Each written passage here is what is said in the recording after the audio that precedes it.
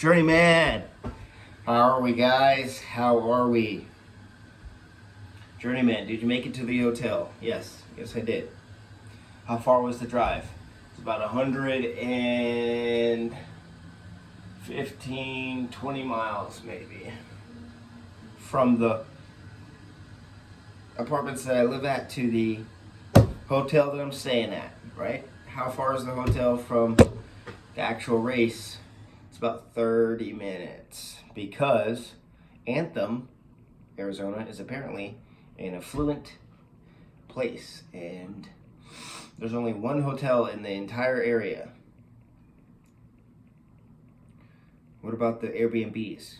Well, if you want to pay Airbnb prices, you can pay $300 a night for 2 nights. And I don't know about you, but you know how I overemphasized the $253 I spent on Neversecond.com for nutrition that I'm an ambassador for. So that tells you that. So Christian, how was your drive and how did you get here and what's happening now? Well, last night I pulled in, I was pumped up, ready to go. And then I realized some smoke was coming out of my hood when I stopped. Couldn't see it because I was obviously driving and the wind was kicking the smoke out. So I pulled into the parking lot, popped open the hood, and realized that my bottom of my engine, or it looked like the heater core, or I don't know what it is, but it was as red as this thing right here. Not good, guys. Overheating. There's a problem. Big fucking problem. Right? Literally, it looked like, you ever seen Fast and the Furious when they just finished the race and Paul, and I think it's Fast and the Furious 2. Maybe 2.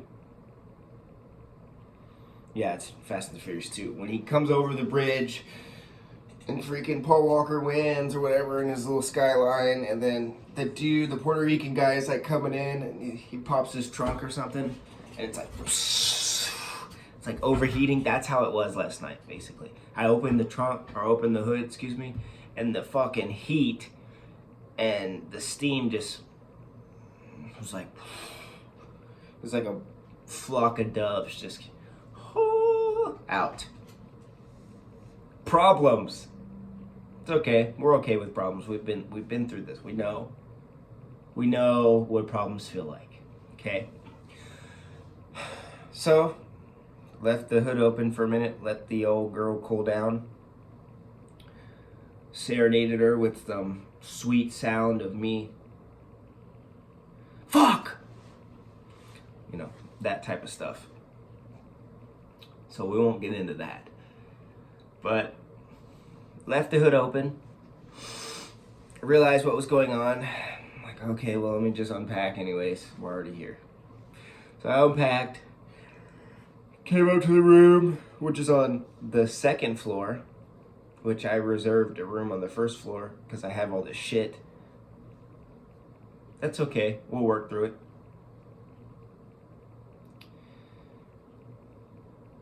Let's see. We waited a few hours, charged up the old phone, unpacked,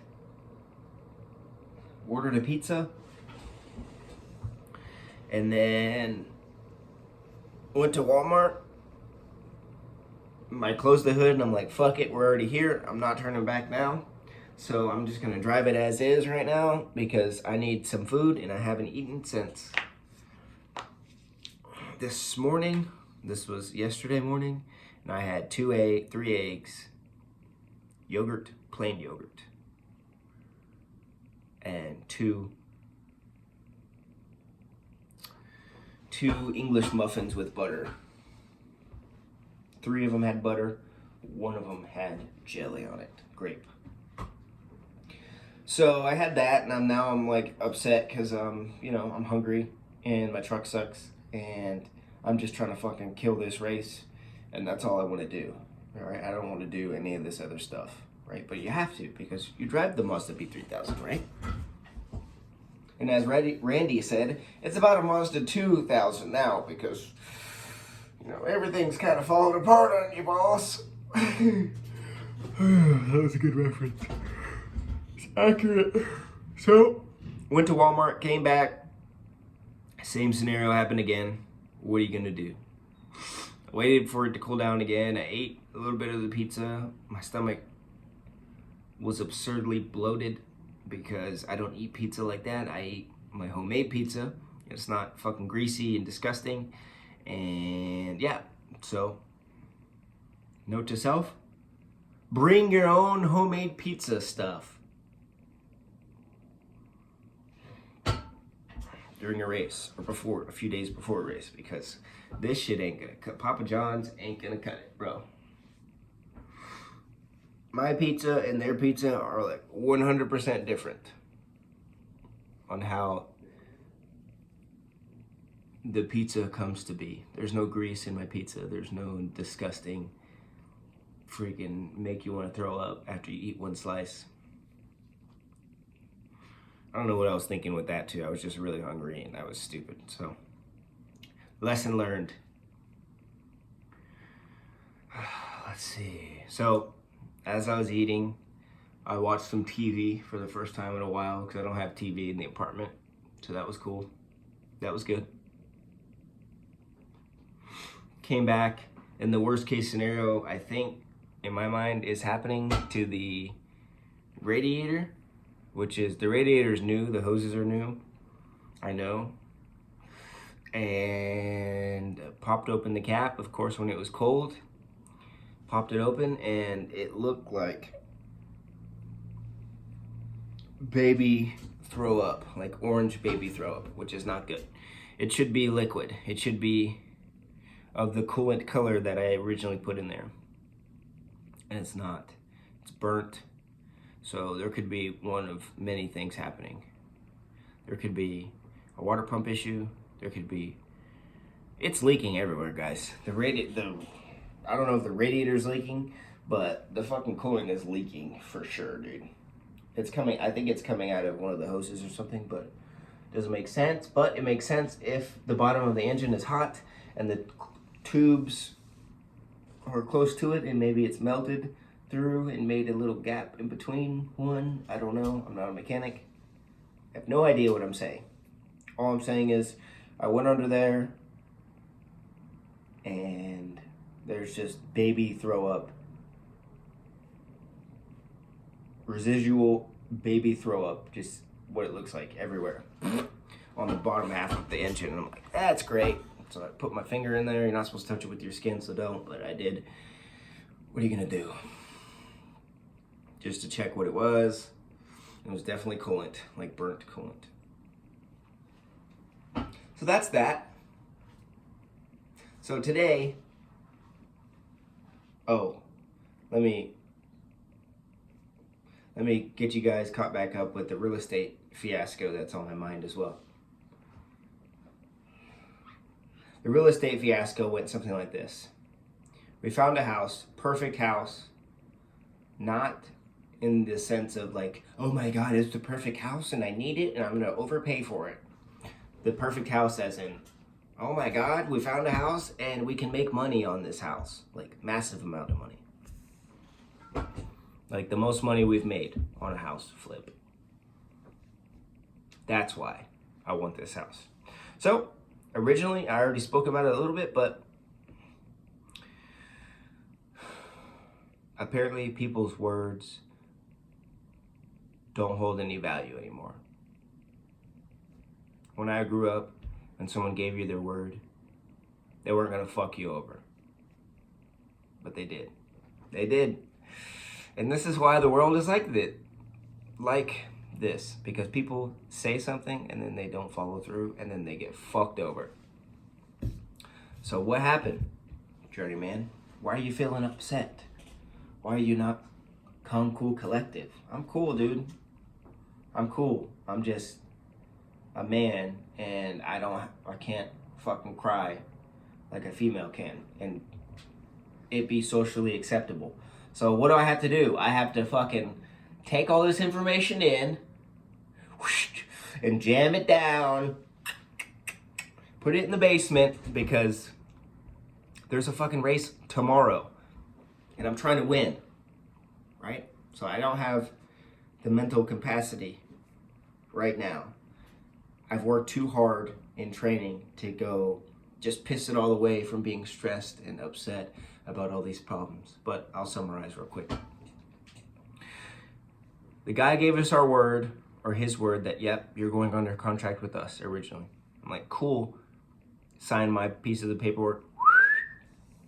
Journeyman, there you go. Then a few days pass. We scheduled the inspection for the house. We still haven't received anything that's signed. Oh, turns out we actually went with another offer and we never actually signed anything. So, yeah, we're fucking you guys over. But let's take a step back though, because before that, I was talking with my wife and it's okay, dude. Life happens. I get it. We're resilient.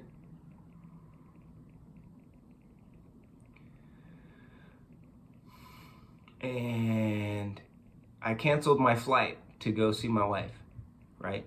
To plan for the worst case scenario and expect the best, but the worst case scenario is we have to pay full closing, which is not a problem because this house, again, I can see the value in this house. Not that it's perfect and has awesome floors and awesome backsplash. No, it will make us the most amount of money in the future when we flip it. So that's why I'm like, God, okay, I really want this house and I know it can do well for us. And so the guy says, no, we're not doing it. We're going with a different offer. And I'm like, it's business. I get it. You're fucking us over. Got it. Don't trust you again. Cool. So now, what are you gonna do? The guy comes back a few days later and says, their agent says, the seller's agent, hey, you know that house that we fucked you guys over on? It's still available because this buyer, the finances fell through. So if you guys still want it, it's on the table for you guys. The little fucking weasel that he is. A fucking snake. That's what people are, dude. Not all people. Let me take that back. Not all people are snakes. Serpents like that. I get it. And I treat people not like that at all until you give me a reason to.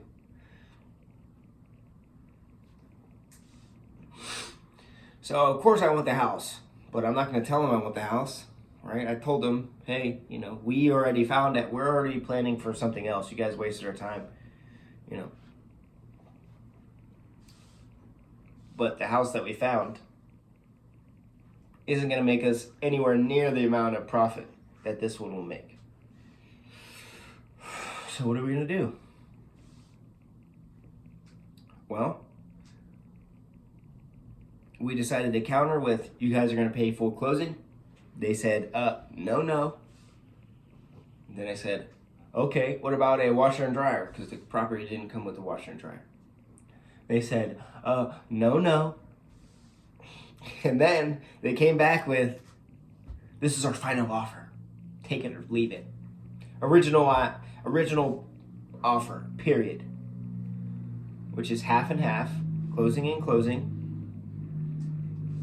Oh wait, Christian, you canceled your flight to go see your wife because douchebags decided to, or snakes and serpents decided to take over this dude's mind and say that we had to cover full closing costs if the appraisal comes under the asking value.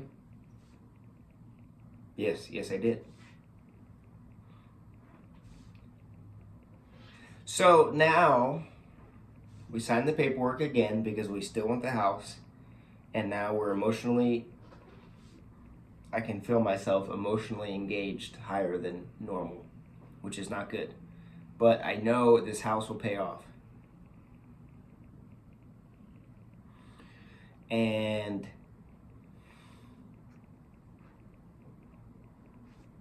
that's what's on my mind. So if you're wondering, like, what athletes go through before, like, what are you guys thinking before the race? It's not fucking Calm Cool Collective here. It's fucking problem number one. The hotel sucks, and it said they had a microwave and refrigerator, and it did not. A-okay. Problem number two. The Mazda B3000 decided to take a shit on me again after I fixed it. A-okay. The real estate agent is a dickhead, and he fucked us over.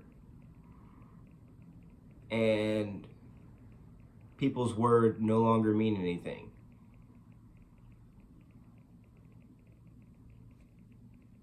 Oh, you got a race tomorrow? It's December 10th. Is that tomorrow? Yeah, it is tomorrow. So here's the plan. The plan is we're going to go get my coolant flushed by a company. I was going to do it myself, but I don't have the 10mm socket. I don't have the patience, to be honest. And I don't want to get my back. I don't want to fucking lay on the ground, get all greasy and dirty and shit. I don't want to do all that. So I'm going to have someone else just flush it for me. I'm going to take my swimming gear with me. I'm going to go knock out this last swim. And then I'm going to come back and chill. Then we're going to drive, do a recon of the race route, which is 30 minutes away. We're going to go drive there if the Mazda makes it. If not, what are you going to do? I don't know. If not, then the fucking race is over, basically.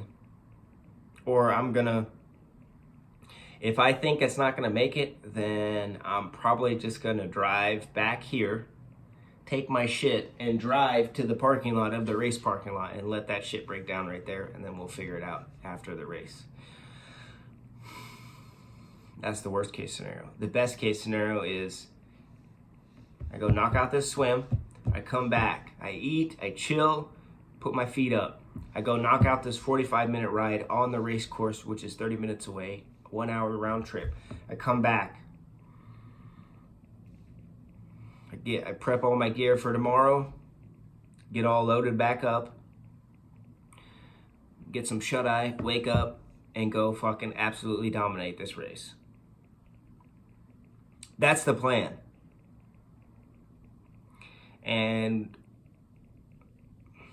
I'm going to try my best not to deviate from the plan. I've trained too hard for life and stress and all this other shit to come in the way. Because if you can perform under stress, this is the best, what an opportunity I have. What an opportunity, an eye-opening experience that I can prove to myself that, you know what? Even in the midst of all these problems, I'm still going to go out there and fucking dominate. So, hopefully that happens. If it doesn't, then we got some lessons to learn, and we got to go back to the drawing board and write some shit up, because we need to figure some stuff out for sure. So, that's all I got. It's Friday. The race is tomorrow. We're ready, dude. We're ready. Physically, we're ready. Mentally, we're ready. Just a little bit of fire beforehand, a little bit of going into the little fire, but it's okay. We've been here before. We know how it feels. And it's just stress. It's not a lot of stress. It's just like a little annoying gnat when you hear their wings flying next to your ear too closely. So, love you guys. Wish me luck. Tomorrow's a race. Journeyman out.